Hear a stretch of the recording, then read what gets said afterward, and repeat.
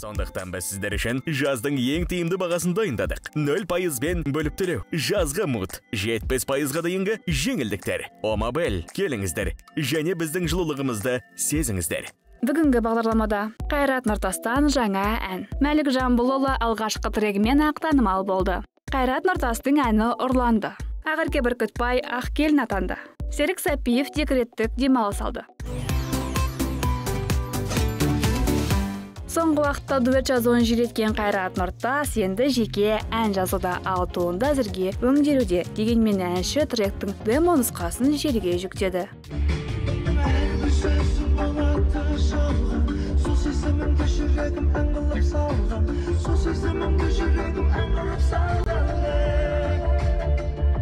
Қайрат мырзаның миллиондаған жанкүйерлерін де бұл туынды бей-жай қалдырмады. Әнді асыға күткен оқырмандар әншінің парақшасына пікірлер жаудырды. Назиока 00. Қашан шығады осы ән? Төре Бейсен. Қайрат, тезірек шығарсаңыз жақсы болар еді. Тек үзінділерін тыңдаудан шаршап кеттік. Толық нұсқасын тыңдағымыз келеді. Күшті өлең.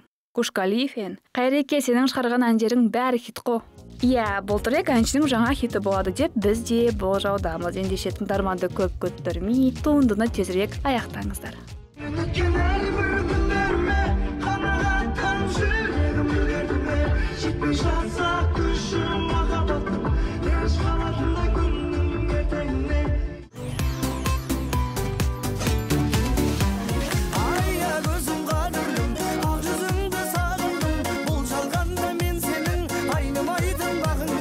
Бұл ән 4 күннің ішінде 100 мыңнан астам қаралым жиып, біраз хиттерді басып озды. Ең қызығы әнші Мәлік Жамбылұлы алғашқы бейнеклипмен ақ танымалдыққа ие болды.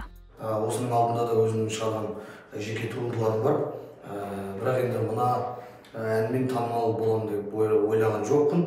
Шынымды айтсам, бұл әннің әлі студияда аранжировкасы бітпейінше WhatsApp желісінде әннің дайын емес нұсқасы тарап кетті. Осылайша әнші тыңдарманды көп күттірмей бейнеклип таспалауға кіріскен. Бейнебаянға тоқталатын болсақ, бейнебаян қаңтар айында 2020 жылда Ақтау қаласында түсірілді.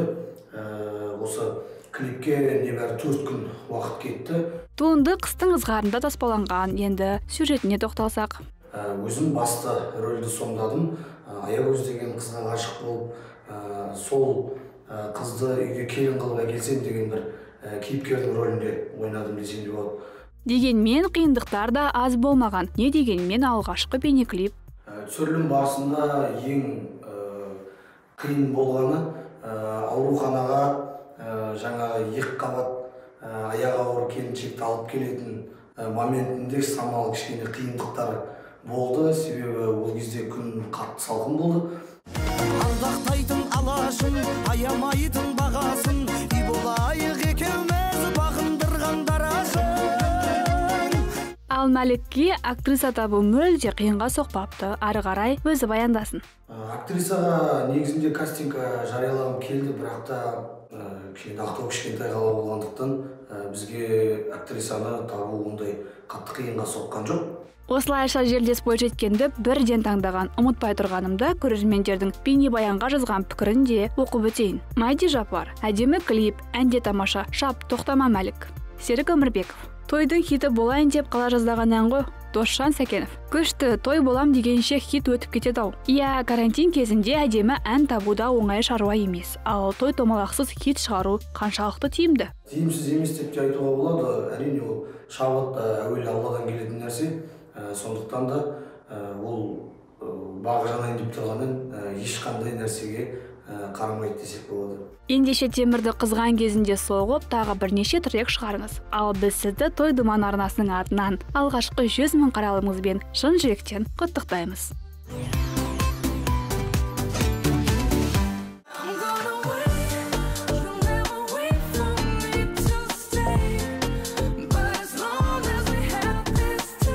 Бұл әнді таныған боларсыздар, ал жоқ дегенде бір трекке ұқсаттыңыздар. Ендеше сіздерге берер жауабымыз былай.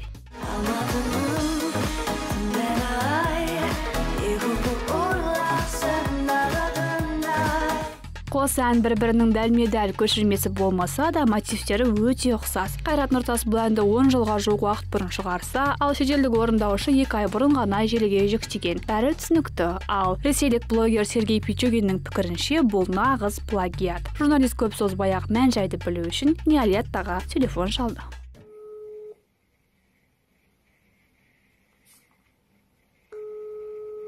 Әнші тұтқаны көтермеді, дегенмен қуанышты бір жағдай бар. Бұл жолы біздің әншілер шетелден емес, керісінше олар біздің туындыларға қол салып отыр. Ендеше жаңа дәрежемен эстрада өкілдерін шын жүректен құттықтаймыз. Әнші әрі актриса Ақерке Бүркітбай үй асынан ұзатылды. Ең қызығы 29 жастан асқан бой жеткен Роза Рымбаеваға келін атанды. Дегенмен жұлдызды жанұя парақшаларына тойдағы суреттерін мүлдем жүктемеді. Ал бұл құпияны ашқан продюсер Ерғали Абдраимов.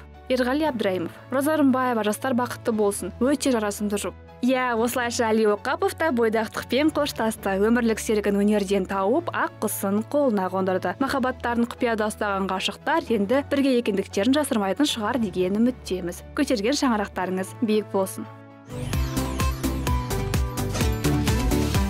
Олимпиада чемпионы әрі спорт және дене шынықтыру істері комитетінің төрағасы Серік Сапиев бала күтіміне байланысты демалыс алды. Былайша айтқанда декреттік демалыс. Бұл үзіліс 12 тамыздан басталып 23 желтоқсанға дейін жалғаспақ. Ал Серік мырзаның бұл әрекетіне көпшілік аң-таң. Ернұр Ақжүніс: күлерімді, жыларымды білмеймін. Элия 42-71. Декретіне өлтіріп алған болар миллиондап. Томирис 34-92. Қашан босанған? Бауы берік болсын. Біздің қоғам үшін бұл жағдай таңғаларлық сенсация. Дегенмен декреттік демалысты ерлі зайыптылардың кез келгені алуға құқылы екендігін де ұмытпағанымыз жөн. Айта кетейік, Серік пен жұбайы Мөлдірдің бүгінде 4 қызы бар. Ал бұл демалыс спортшыға 2 жастағы қызы Софияға қарау үшін берілді. Ендеше балаларыңызға арнаған уақытыңыз сәтті өтсін дейміз. Как мы радуем наших мам. Вспомните, когда мы были совсем детьми, мы выражали свою любовь в рисунках и поделках, созданных со всей любовью и старательностью, на которую только были способны.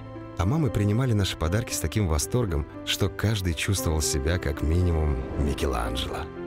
И чуть повзрослев, мы стараемся, пусть и не грандиозно, но как умеем показать их ценность для нас.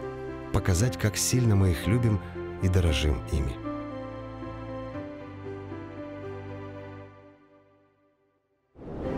А уже встав на ноги, мы готовы преклонить к их ногам весь мир.